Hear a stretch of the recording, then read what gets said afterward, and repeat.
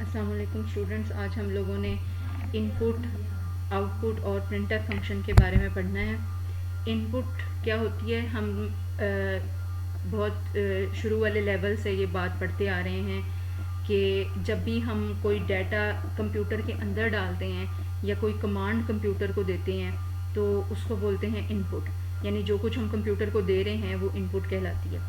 तो इनपुट जो है वो ज़्यादातर हम कीबोर्ड से ही देते हैं, डाटा हम कीबोर्ड के थ्रू एंटर करते हैं। तो जब कीबोर्ड के थ्रू इनपुट एंटर करते हैं तो उसको बोलते हैं स्टैंडर्ड इनपुट। तो प्रोग्राम के अंदर जब ज़ाहिर है प्रोग्राम्स हम बनाते हैं तो यूज़र से प्रोग्राम्स जो हैं वो इनपुट लेते हैं, यानी डाटा लेते हैं जिनके ऊपर प्रोग्राम ने हमें वो काम करके देना होता है जिस मकसद के लिए हमने वो प्रोग्राम बनाया है। तो जब तक वो डाटा नहीं हम उसको देंगे, प्रोग्राम बनाने का मकसद तो पूरा नहीं हो रहा होगा। तो इनपुट जो है वो हर प्रोग्राम को देनी होती है। तो सी लैंग्वेज के अंदर इनपुट देने के जो फंक्शंस यूज़ होते हैं वो है स्कैनएफ, गेटएस, गेटसीएच और गेट करेक्टर। आउटपुट क्या चीज़ है? आउटपुट जो है वो ये कि जो हमने इनपुट दी थी कंप्यूटर को, वो जो डाटा हमने कंप्यूटर के अंदर एंटर किया था उसके ऊपर जब प्रोग्राम प्रोसेस करता है, वो काम करता है उसके ऊपर, जो काम हम जिस काम के लिए या जिस मकसद के लिए हमने प्रोग्राम लिखा था, तो उसके जो रिज़ल्ट्स होते हैं वो रिज़ल्ट्स जब हमें वो देता है तो उसको बोलते हैं आउटपुट, यानी जो प्रोग्राम्स के जो रिज़ल्ट्स हैं वो आउटपुट होती है। तो आउटपुट कहाँ शो कर रहे होते हैं? मोस्टली मॉनिटर के ऊपर।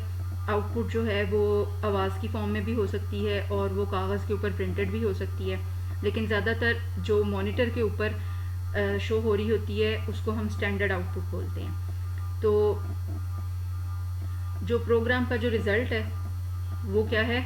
आउटपुट है। अब सी लैंग्वेज जो है वो हमें क्या प्रोवाइड कर रहा है? प्रिंटफ फंक्शन और पुटस फंक्शन, ये दो फंक्शन सी लैंग्वेज हमें प्रोवाइड कर रही है आउटपुट देने के लिए। यानी कंप्यूटर सी प्रोग्राम के अंदर जब हम लोगों ने रिज़ल्ट को शो करवाना होगा तो हम प्रिंटफ फंक्शन या पुटस फंक्शन यूज़ कर सकते हैं। तो ये जो प्रिंटफ फंक्शन है और जो स्कैनएफ फंक्शन, ये जो आपने देखा था, ये स्टैंडर्ड इनपुट और आउटपुट फंक्शंस हैं और ये दोनों जो हैं ये स्टैंडर्ड io.h फाइल के अंदर मौजूद हैं, ठीक है, जिसको हम इंक्लूड भी करते होते हैं।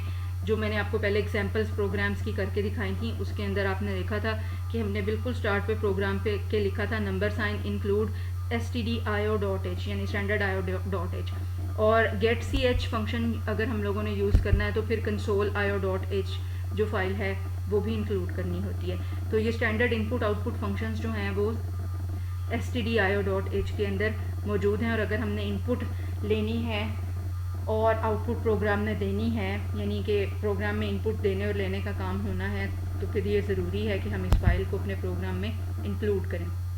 अब आगे देखते हैं जी प्रिंटफ फंक्शन क्या है। प्रिंटफ फंक्शन जो है वो यूज़ होता है मॉनिटर के ऊपर जो भी रिज़ल्ट हमने डिस्प्ले करवाना है या आउटपुट डिस्प्ले करवानी। तो उन जो एग्जांपल्स मैंने आपको सी प्रोग्राम की करके दिखाई थी, सी में प्रोग्राम बना के दिखाए थे, उसमें आपने देखा था कि हमने आउटपुट देने के लिए प्रिंटफ फंक्शन यूज़ किया था जिसमें हमने हेलो वर्ल्ड भी डिस्प्ले करवाया था, या जितना भी जो भी रिज़ल्ट हम डिस्प्ले करवाते रहे हैं। जब हम लोगों ने प्रीफिक्स और पोस्ट फिक्स वेरिएबल्स पढ़े थे तब भी हम लोगों ने जो आउटपुट है वो प्रिंटफ फंक्शन की मदद से प्रिंट करवाई थी। तो ये सबसे ज़्यादा कॉमन यूज़ होने वाला फंक्शन है। अब ये देखते हैं कि प्रिंटफ फंक्शन किस किस चीज़ पर मुश्तमिल है। इसका सिंटेक्स है प्रिंटफ फॉर्मेट स्ट्रिंग, प्रिंटफ फिर आगे फॉर्मेट स्ट्रिंग ब्रैकेट्स में आ रही है, ठीक है, comma argument list brackets close हो रही हैं स्मॉल, और आगे आ रहा है सेमीकोलन। अब ये देखते हैं कि फॉर्मेट स्ट्रिंग क्या चीज़ है। फॉर्मेट स्ट्रिंग जो है उसको हमेशा हम डबल कोटेशन मार्क्स के अंदर लिखते हैं। और किस किस चीज़ पर मुश्तमिल हो सकती है फॉर्मेट स्ट्रिंग के अंदर? क्या क्या कुछ हो सकता है? टेक्स्ट हो सकता है, फॉर्मेट स्पेसिफायर्स हो सकते हैं और एस्केप सीक्वेंसेस हो सकते हैं। और ये जो फॉर्मेट स्ट्रिंग है इसको हम कंट्रोल स्ट्रिंग भी बोलते हैं। तो टेक्स्ट क्या होता है? कोई भी मैसेज जो हमने स्क्रीन पे डिस्प्ले करवाना हो वो टेक्स्ट यानी अल्फाज में होगा, ठीक है। फॉर्मेट स्पेसिफायर्स जो हैं वो ये बताते हैं कि अगर सपोज हमने किसी वेरिएबल की वैल्यू को प्रिंट करवाना हो, यानी अल्फाज के साथ हम किसी वेरिएबल की वैल्यू को भी डिस्प्ले करवा रहे हैं, तो उस वेरिएबल की वैल्यू को अगर हम लोगों ने डिस्प्ले करवाना है तो उसका फॉर्मेट बताना पड़ता है कि वो जो वेरिएबल है उसकी वैल्यू किस फॉर्मेट में स्क्रीन पे डिस्प्ले होगी, इंटीजर फॉर्म में होगी या करैक्टर फॉर्म में होगी या फ्लोटिंग पॉइंट नंबर के तौर पर डिस्प्ले होगी, तो वो भी बताना पड़ता है। और एस्केप सीक्वेंसेस होते हैं, न्यू लाइन पर मूव करना हो अगर हमने, तो हम एस्केप सीक्वेंस यूज़ करते हैं \n। इसी तरह अगर हम लोगों ने कॉलम्स में डाटा जो है वो डिस्प्ले करवाना हो या रिज़ल्ट डिस्प्ले करवाना हो कॉलम की शक्ल में, तो हम \t यूज़ करते हैं टैब देने के लिए, कॉलम्स बनाने के लिए, तो वो एस्केप सीक्वेंसेस कहलाते हैं।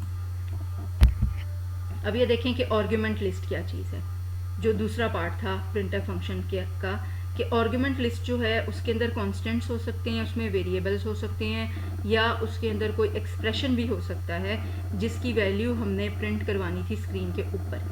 अब जितने भी आर्गुमेंट्स होंगे आर्गुमेंट लिस्ट के अंदर, उनको हम सेपरेट करेंगे कॉमा के साथ, और जो वैल्यू होती है उन आर्गुमेंट्स की, वो जो भी उनका कॉरस्पॉन्डिंग फॉर्मेट स्पेसिफायर हमने बताया होगा उसके मुताबिक प्रिंट होगी। ठीक है, जैसे कि यहाँ पर एग्जांपल देखें, हमने कहा printf डबल कोट्स में लिखा हेलो वर्ल्ड। अब ये तो सिंपल अल्फाज थे, इनको हमने डबल कोट्स में लिखा और ये फॉर्मेट स्ट्रिंग है, ये ऐसे की ऐसे ही हेलो वर्ल्ड जो है वो आपकी जो आउटपुट स्क्रीन है उसके ऊपर प्रिंट हो जाएगा। दूसरी एग्जांपल देखें कि योर मार्क्स आर %d, ये फॉर्मेट स्ट्रिंग है, इसको हमने डबल कोट्स में लिखा, और आगे आ रहा है m वेरिएबल। ये m वेरिएबल जो है ये आर्गुमेंट लिस्ट वाला पार्ट है, जिसके अंदर एक वेरिएबल आ रहा है m, इसकी वैल्यू हमने प्रिंट करवानी है, लेकिन इसकी वैल्यू इस %d की जगह पे प्रिंट होगी। ठीक है, ये जो %d हम यूज़ कर रहे हैं ये असल में ये बता रहा है कि ये जो आगे आने वाला वेरिएबल है m, इसको किस फॉर्मेट में प्रिंट करना है। अब m के अंदर ये m जो है मार्क्स को शो कर रहा है, तो मार्क्स जो है वो डिजिट्स होंगे या इंटीजर वैल्यूज़ होंगी, तो जो %d है ये इंटीजर वैल्यूज़ को प्रिंट करने के लिए यूज़ होता है। इसी तरह देखें, your marks are %d and grade is %c, और आगे दो वेरिएबल आ रहे हैं m, g। अब ये जो m है इसकी वैल्यू डिस्प्ले होगी %d की जगह पे, और g की वैल्यू जो है वो डिस्प्ले होगी %c की जगह पे। और %d ये बताएगा कि मार्क्स जो हैं वो इंटीजर फॉर्मेट में डिस्प्ले होंगे, और %c ये बताएगा कि ये जो ग्रेड है वो एज ए करेक्टर जो है वो स्क्रीन के ऊपर डिस्प्ले होगा। तो ये जो %d है और %c है ये दोनों क्या हैं, फॉर्मेट स्पेसिफायर्स हैं, और ये जो आर्गुमेंट्स लिस्ट थी जिसके अंदर दो वेरिएबल्स आ रहे थे m और g, ये दोनों क्या हैं, वेरिएबल्स हैं, यानी आर्गुमेंट लिस्ट है। तो ये हमारा आज का लेक्चर था छोटा सा।